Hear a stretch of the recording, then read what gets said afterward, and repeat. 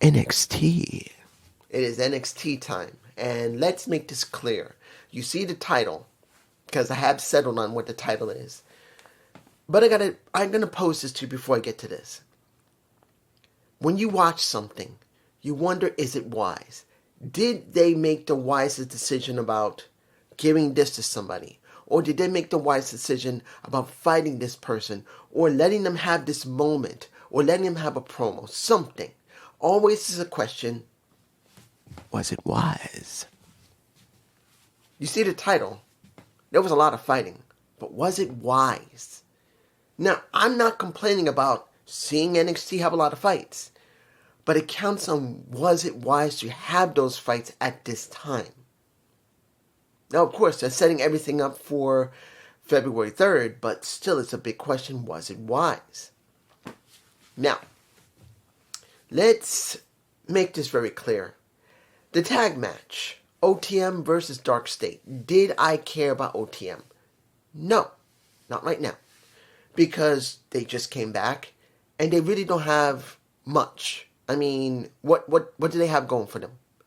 They had scripts at one time, which was interesting. They had Miss Parker with them. That was also pretty interesting. You got Scripps, who's working with two good guys and one good girl. And now Miss Parker's on her own, doing well. Scripps is no longer with the company. OTM went away because one of them got injured, if I remember correctly. And then they got brought back when finally the other person got injured. I think it was Price that got injured. I'm not sure which one of them was injured, but one of them was injured. They were out for a while because they wouldn't let them go out singly. They had to be out as a tag. Finally came back. Now they're going after Dark State. I want to make this clear. Do I believe they're going to do anything with OTM? They look good. They look legitimate. And I do believe they'll eventually do something with them if they don't get rid of them. Because, as you all know, we are nearing WrestleMania. Yes, it's the beginning of the year, but we got about 3 months. And you know what happens with, doesn't matter which era of the original WWE, TKO WWE, and Silver Lake WWE, they're going to start releasing people.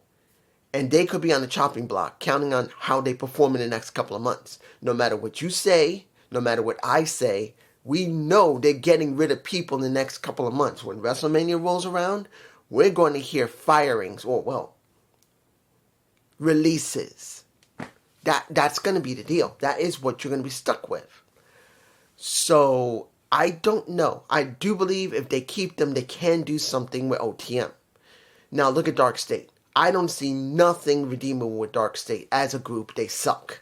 I'm sorry. They suck. I don't hate any of them, but as a group, they suck. They just do. Now, what did we get? We got a big smudge, a big fight, not only with OTM, due to the fact the Vanity Project came out and messed with them. Then they lost. But we got Hank and Tank coming out. We got pretty much, and I just realized, because I never checked. Sorry if my nose is running the weather. But I didn't realize that Connor was Finn Finley's other son. You know, I've never checked. There was something about what happened with Lexus King. And I'm going like, what the? Why would he say that in your family made him proud? I never really checked about Connor, or Dixon for that matter. I didn't care about them because they really don't have any real personality. They have nothing. The storyline that they have with Andre Chase sucks.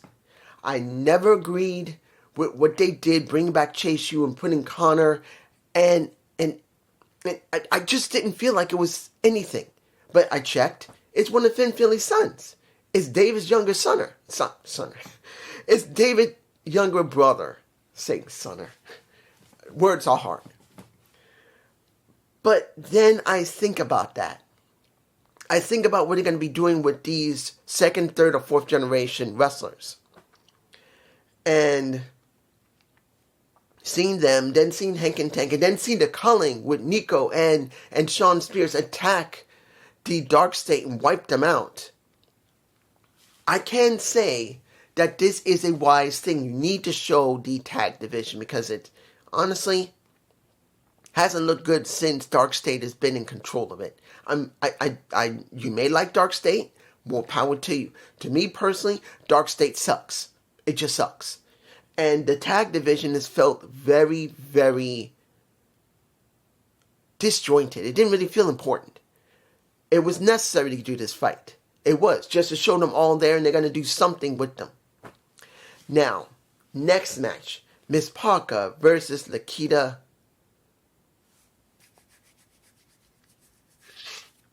I'm going to put her in my face. Look, I believe I got a shot of Nikita with Blake Monroe. If it's in my face, it's one of the few images I'm going to put in here. It's in my face. Look, I love me Nikita Lyons. Yeah, you could say, dude, you only love her because she's a blonde with a nice pair of tits and a nice ass. No. Doesn't mean I don't. But no. I watched Nikita Lyons for years, okay? Nikita Lyons, when they booked her right, had personality. She is a good wrestler. Yes, she got a nice pair of butt cheeks. She got a great set of tits. She's a good-looking woman. There is no lying about that. But as it stands right now, she went once over to TNA. I hope they release her from her contract and she goes to TNA. Because as it stands right now, I'm being honest here.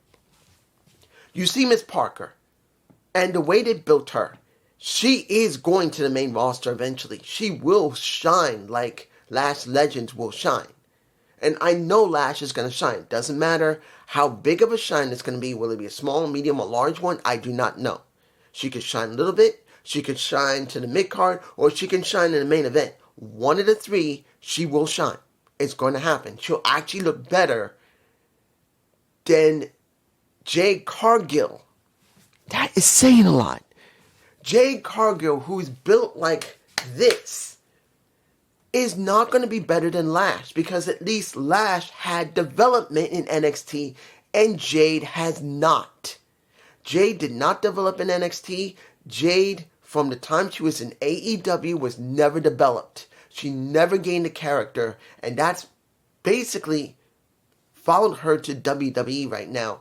And no matter what you think, yeah, they threw the title on her. She hasn't grown. And this is someone who actually liked her. I still do. But legitimately, she showed no development. Being built like a brick chicken house, having muscles upon muscles. You know who she reminds me of?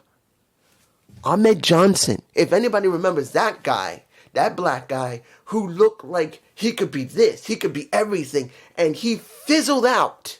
Not just because Vince didn't push him, it's because he just couldn't get it done.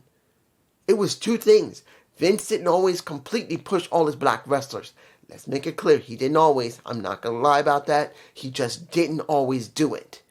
But Ahmed had something. He could have gotten somewhere, but then he dropped it whenever he had the few opportunities he had. That's what I see with Jade. And I see the opportunity with Miss Parker. When you see the match, it's fine. It's all right. Nikita the Sage, as she called herself, or Nikita Multimedia. What? What? You see her in my face again. I don't know what they're doing with Nikita Lyons. Look, she looks great. But she's getting nowhere. I'm hoping they release her after April. And she goes over to TNA. I'm hoping she doesn't go to AEW because only thing they're going to do is just book her to wrestle.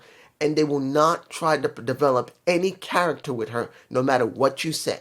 Because look what happened with Trey Miguel. I said it. Just knowing just some of the story, I figured out Trey Miguel was removed after he had been signed by someone in that business. Told in that company did not want him. It could have been MJF and any other Jewish wrestler or producer or anybody told Tony, I don't want him there. And he said, okay, I don't want more controversy because I just cannot deal with it. I cannot deal with it. I don't want this. We've been having enough. And he got rid of him. And look what TNA did. I still have my qualms with TNA sometimes, but they rehired him. They rehired him after all the controversy that was already known throughout the net, which those postings from Facebook and X, yep, that came up. But they still rehired him. Thank you. But I don't want to see Lakita go there. Of course, Miss Parker won, and Blake came out, said her piece, saying you're gonna, well, didn't come out, but her in her negligee on the Titantron showed up. Now, I'm gonna tell you, I see Blake Monroe's story is not bad. But I think Miss Parker's might be better because of how over she is as it is. But it counts on how long they keep it. Let's move on. Qualifying match. Let me give it to you like this. Are they doing something with Miles Bourne? Yes. Are they going to do anything with Lennox? Nope. No. When it comes to Devon Lennox, I see nothing for him. Now, mind you, he's not a bad wrestler. He talks well. But let's make it clear. They tried multiple times with him, and he's gotten nowhere. And now he's ended up with Dark State. And yes, he's getting an opportunity at the ladder match because he does win the match, mainly due to the fact that Miles just didn't get it done. Because you see the two heels in the business, the best right now in NXT when you got Ethan Page and you got a little Ricky Saints by your side.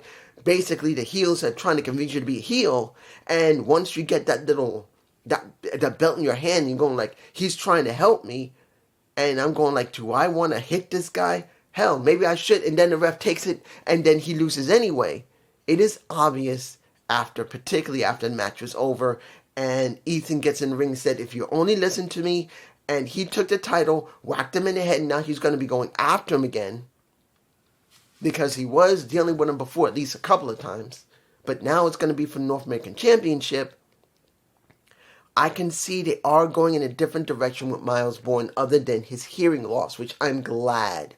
I said it before and I say it again. I am glad they moved away from his hearing problem because that is only going to last so long.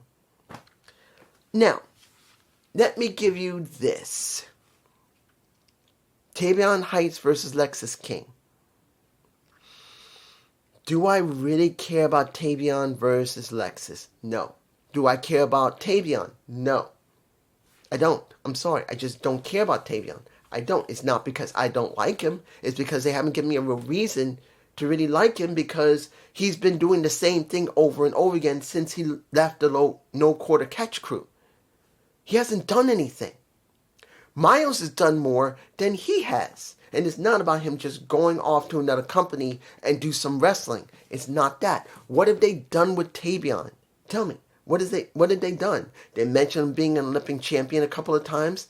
He's done some matches. He's gone through some feuds. But really, he doesn't feel like he's progressed. I can't tell if it's because of the bad stories they're giving him. Because some of them were not great. But some were okay. Or it's him. I can't tell which one it is. It feels like he's stagnant, and I don't know which one it is. But the key here wasn't about him. It was about Lexis King making it very clear. We're coming for everything. Because the Outlaws are going to be what? Coming for every title. That's the way it seems to be.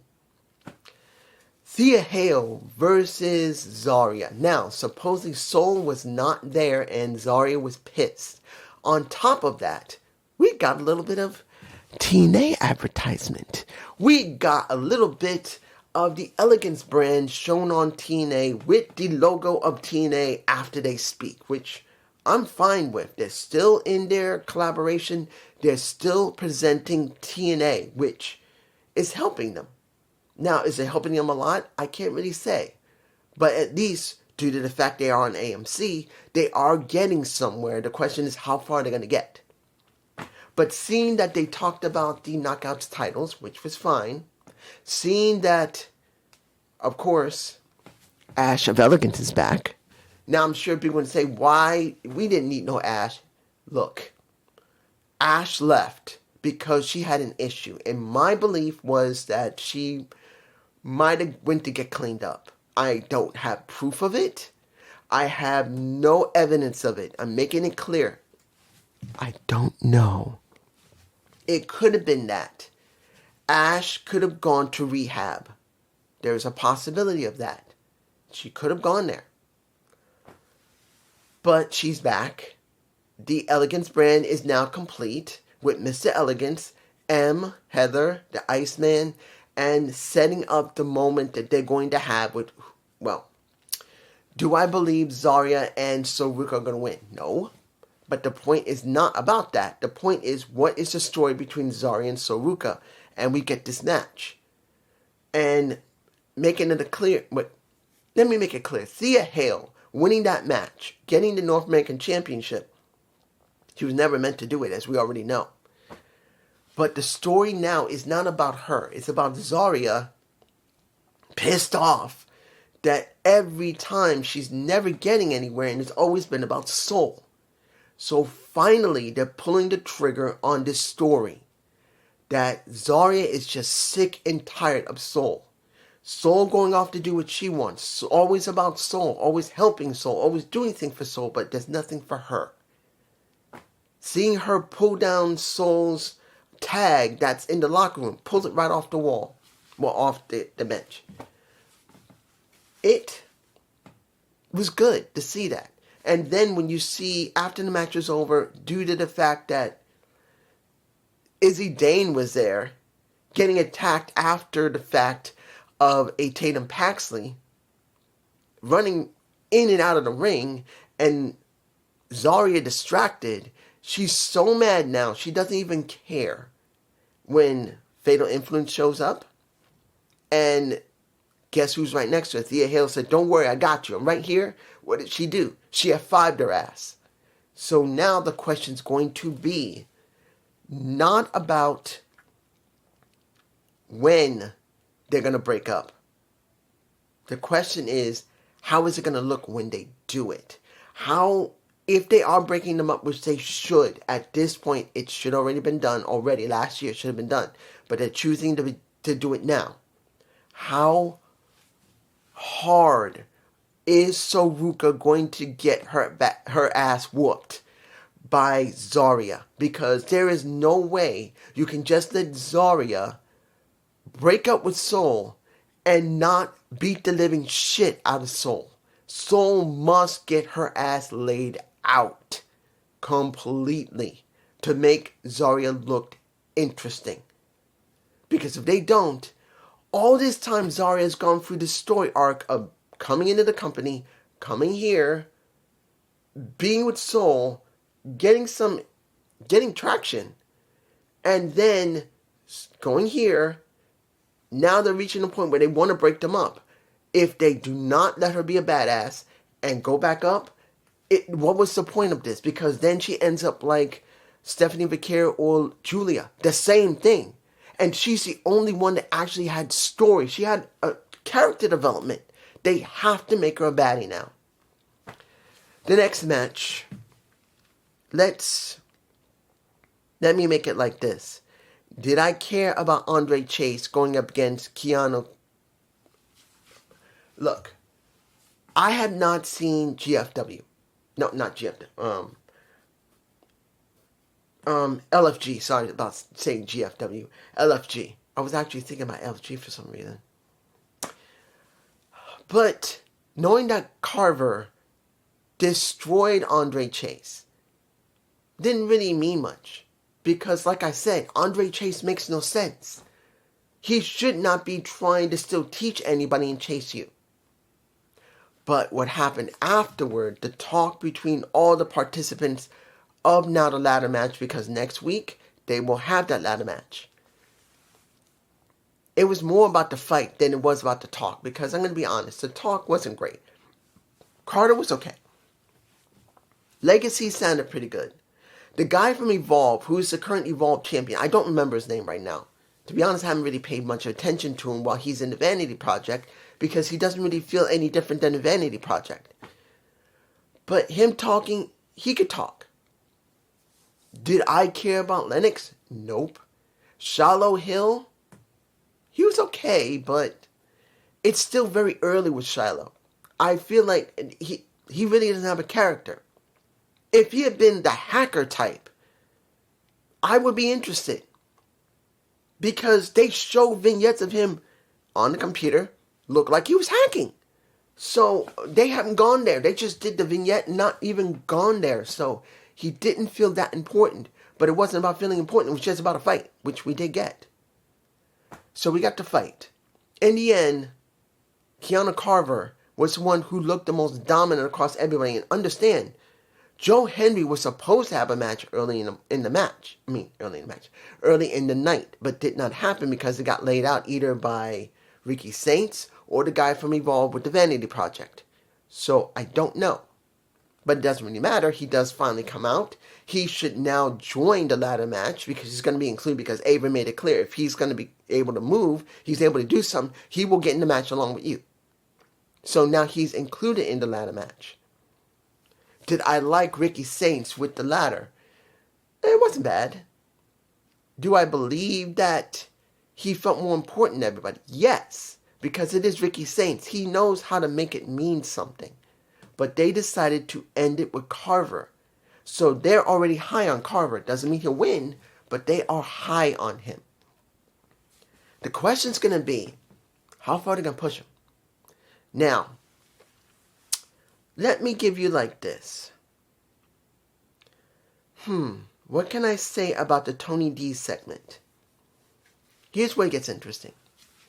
Tony D made it very clear when he went to the office when Ava and Ricky was there that he wanted to make a statement. He wanted to get Ava's attention.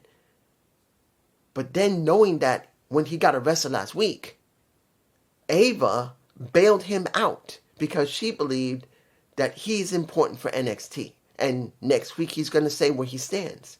Because everybody else is for themselves. And now she's saying, where do you stand? He'll say, next week I'll tell you. And she says clearly, do not interfere in that match. He didn't say, yes, I won't do it. He didn't say, no, I will do it. He just walked out. Let me give you like this. You look at this entire situation of this show. It was mainly fighting. Yes, we got story. I'm not saying we didn't. But this was mainly fighting. Was it necessary for all of that to be fighting? Honestly,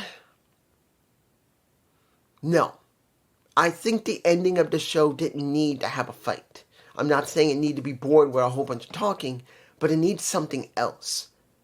That's what I felt like it needed. And if it had to have a fight, it should have been between two guys. Or it should have been very brief if all of them had to be there, because you already had a fight early with the tag. And now you had a fight here. And I felt like it was needing something extra. And I didn't see it. It wasn't a bad show, but this is just me. And I hope you enjoyed this NXT review. Please give me a comment below. Tomorrow I'll be doing my next NWA review. Unless something else happens. I should. Peace.